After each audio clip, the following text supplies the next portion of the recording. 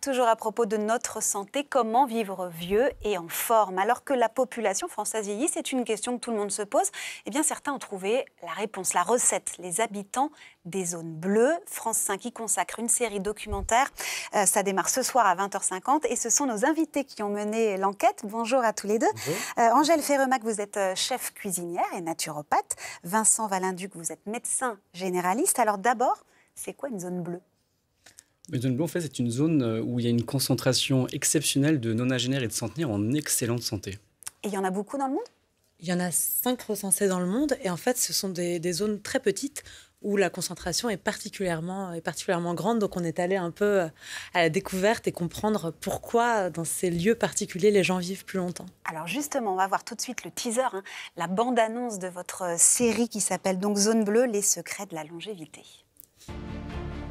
En différents points du monde, des scientifiques de renom ont repéré des lieux surprenants appelés zones bleues, où vivent un nombre élevé de nonagénaires et de centenaires en excellente santé. C'est un trésor, vraiment, parce qu'on a dans cet échantillon-là la possibilité vraiment de trouver les secrets de la longévité.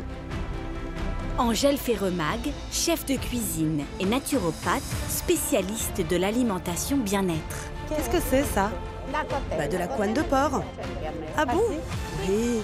Vincent Valenduc, médecin généraliste, passionné par ce qui permet de rester longtemps en bonne santé. Finalement, leur défense immunitaire à la population de centenaires est bien plus efficace et plus importante que dans le reste de la population. C'est quand même fou de constater ça aujourd'hui, quoi. Tous les deux ont décidé de mener l'enquête dans ces endroits si particuliers pour tenter de percer les secrets de la longévité. Alors, il y a des sourires, il y a des rires. Est-ce que le rire, c'est une des recettes pour vivre vieux et en forme? Ça serait peut-être une des recettes, vous le verrez ce soir.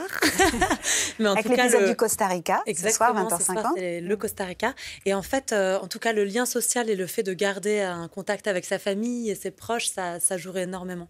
Oui, parce qu'on le voit, sous certains toits, il y a 3 ou 4 générations qui vivent ensemble. Oui, les études le prouvent, effectivement, vivre en famille. Là, effectivement, ce soir, vous allez découvrir Maximina, où il y a 4 générations qui vivent sous le même toit. C'est favorable à une longévité et une bonne santé. Ça entretient la forme, c'est ça, quand on est avec ses enfants, ses petits-enfants, ses arrière-petits-enfants? En fait, ça évite l'isolement. C'est l'isolement qui est plutôt négatif sur la santé. Et en fait, il est prouvé scientifiquement que vivre entouré des siens et de ses proches, c'est bon pour vivre longtemps et en bonne santé, oui. Mais alors ça, c'est un peu moins valable peut-être dans nos sociétés actuelles, où nos anciens finissent souvent leur jour dans des maisons de retraite. Mais c'est pour ça, en fait, on a essayé de voir dans les zones bleues tout ce qu'on pouvait ramener chez nous, tout ce qui était possible, parce que évidemment, vivre toute sa vie au grand air, manger uniquement des produits bio, etc., être à l'abri de la pollution, ce sont des choses qui sont difficiles pour nous dans nos pays. En revanche, il y a des petites clés qu'on peut tout à fait adapter et garder un lien social, faire en sorte de ne pas trop isoler nos ancêtres, essayer de les voir plus souvent ou de leur permettre d'avoir une activité sociale, que ce soit le bridge, le bowling, l'église, enfin peu importe en fait, mais le fait de voir les autres, ça aide. Vous parliez de manger bio, d'alimentation, c'est quand même un des piliers, c'est ça, de la longévité? En fait, il y a 4 piliers dans la longévité. Il y a l'ADN, l'alimentation, il y a également le lien social et l'activité physique. Là, on n'invente rien, on les connaît, ces piliers. En revanche, avec Angèle, on a mené une enquête pour avoir un peu plus d'infos, pour être plus précis. C'est-à-dire qu'on voulait revenir en disant, voilà, on a constaté sur le terrain ce que disent les scientifiques. Et là, vous parlez de l'alimentation. Et effectivement, Angèle a, par sa formation, les chefs cuistots, naturopathes également, on aborde les aliments qui sont bons pour la santé.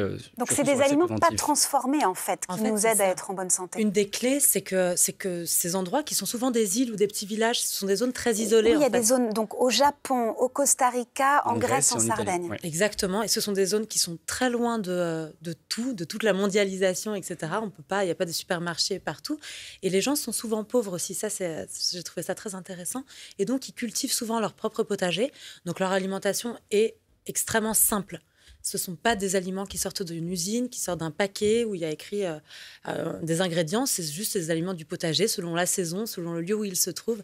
Et ça, c'est vraiment une des clés. Et ces personnes que vous avez rencontrées, elles n'ont pas forcément eu une vie facile. Hein, non, aussi. Absolument pas. Et ils ont pour beaucoup eu une enfance un peu particulière. Vous allez découvrir Maximina ce soir. Giovanni en Italie, qui a, dès son plus jeune âge, aidé sa famille. Oui, ils ont travaillé dur et tôt. En fait, ce qui est très intéressant, et pour nous, ça, je pense que c'est vraiment une leçon importante, c'est que c'est pas tellement la dureté de la vie qui fait la façon dont on vieillit, c'est la façon dont on le prend. Donc le positivisme, vous parliez du sourire, du rire, etc., je pense que ça a un impact énorme parce que ces gens-là ont décidé de prendre les choses du bon côté. Et on le verra ce soir dans l'épisode consacré au Costa Rica avec cette philosophie qui est la pura vida. Pura vida, ça, exactement. profiter de la richesse de la vie. Merci à tous les deux. Cette série documentaire, elle démarre donc ce soir à 20h50 sur France 5 et c'est un très beau voyage avec de très belles rencontres. Merci à tous les deux.